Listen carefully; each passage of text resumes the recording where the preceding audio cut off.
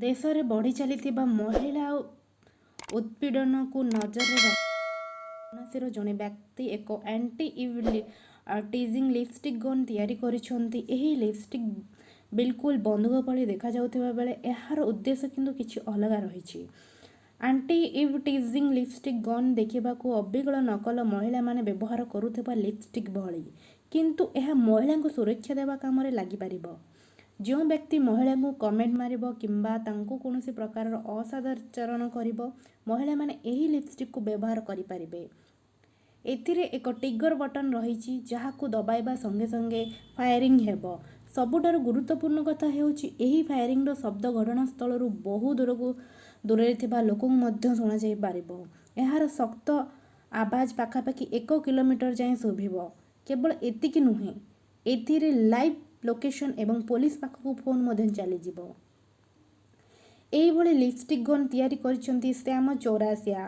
तांको कहिबा हैला एहा ओमेन सेफ्टी रो लिपस्टिक गन। खास कथा हेउची एथिरे एक बंदूक रही एवं एहा द्वारा आपण पुलिस को मध्य कॉल करि पारिबे। से आहुरी कहिथिले जे आजिकाली महिला एवं युवती माने विलंबित राति जाए ऑफिस रे काम करी घर को फेरुछंती।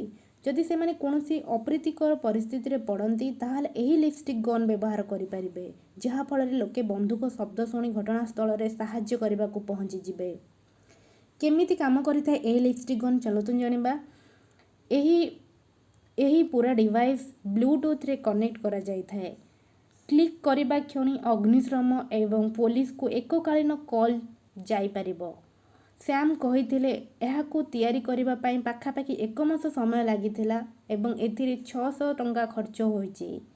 एबे जरूरी जे महिलांक पाखरे एमिति जिनिस पहुंचू, निजे ही करि पारिबे। दर्शक बंधु, जदि आपनकू हमर वीडियोटी भल लागिथिबो ताले हम चैनल को आगु को एमती इंटरेस्टिंग वीडियो देखिया पे हम चैनल को सब्सक्राइब कर नियंतु। जदि वीडियोटी भल लागिथिबो ताहाले आपनक प्रियजनक सहित शेयर करंतु।